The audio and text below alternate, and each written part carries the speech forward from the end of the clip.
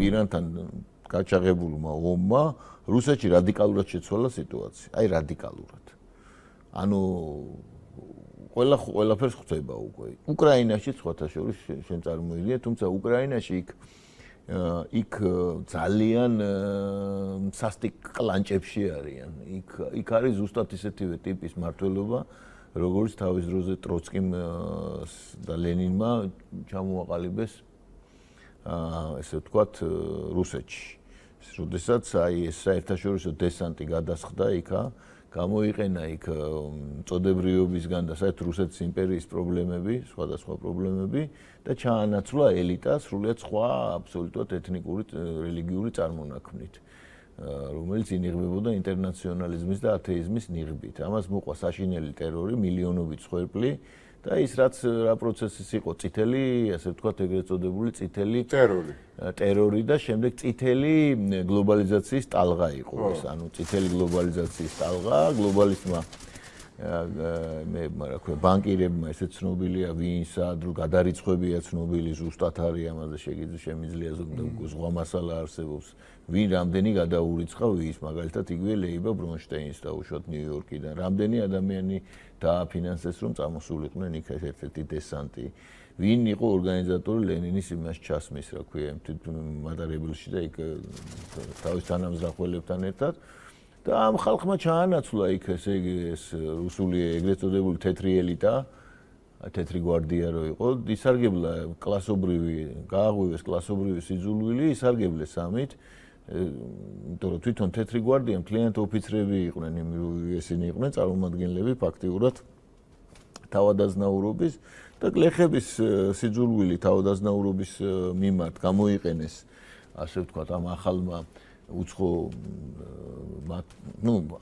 ამ ახალმა ელიტამ და ჩაანაცვლეს ისინი და სასტიკი სისხლი დაანთხიეს რუსეთში, მათ შორის რა თქმა უნდა, რუსეთის იმპერატორის და მისი ოჯახის რიტუალური მკვლელობაც იგულისხმება. ხო, რიტუალური მკვლელობა. ეს წითელი გლობალიზაციის პროცესი წავიდა ძალიან ისა რა ქვია, დრამატულად, შიგნით გამოინახა ძალები, სადაც მოხდა ჩანაცვლება ანუ ამ წითელი გლობალიზაციის ძალებისა, რომლებსაც მიაჩნდათ რუსეთის იმპერია არის მხოლოდ ფიჭხი მსოფლიო რევოლუციისთვის. და ამას მიზანმიმართულად აღვივებდნენ, რომ დაემხოთ სხვადასხვა ქვეყნების მონარქიები და სუვერენული სახელმწიფოები და შემდეგ ებატონათ გლობალური ეს არის სწორედ მიზანი, ეს არის, იმიტომ აფინანსებდნენ და იდეოლოგიასაც იმიტომ უკვეთდნენ, ეს იდეოლოგიები შეკვეთილი და დაფინანსებულია საერთოდ. იმავე ძალების მიერ, ვინც მერე ჩანს და ბევრი რამე არ იციან ახლა ამის შესახებ.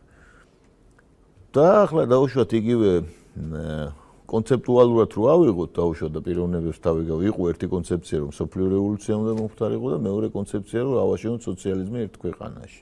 რაც რადიკალურად ეწინააღმდეგებოდა ამ კონცეფციას და ეს ამ პირველმა კონცეფციამ გაიმარჯვა, მეორე სტალინის კონცეფციამ გაიმარჯვა, სტალინს მაშინ არ შეეძლო ცხადია ტროცკის ეს ყველაფერი უნდა გვესმოდეს, რომ რაც ხდებოდა მაშინ ყოფილი რუსეთის იმპერიის და ახალი საბჭოთა კავშირის ტერიტორიაზე ხდებოდა საერთაშორისო ღრმა საერთაშორისო ჩართულობის პირობებში. მაშინ ჯერ კიდევ არ იყო რკინის ფარდა და ასე შემდეგ და აგენტურა, რომლითაც გაჯერებული იყო მთელი ეს სივრცე. აი ჩვენთან როგორც ახლა დაახლოებით რომ წარმოვიდგინოთ, აი ისინი მოქმედებდნენ სრული დატვირთვით და თავს დომინანტებად გრძნობდნენ იქ. ბატონებას გრძნობდნენ, მაგრამ მოხერხდა ის, რომ ეს ძალა, რომელმაც საერთოდ პირველი მიწა გლეხებს და ქარხნები მუშებს და მეორე ვერდიქტი რა იყო, ოჯახის გაუქმების შესახებ იყო. ანუ მათი იმის შესახებ, მათი მესამე ხა რელიგიის წინააღმდეგ ბრძოლა, ამაზე აღარ დავიწყო, ხო?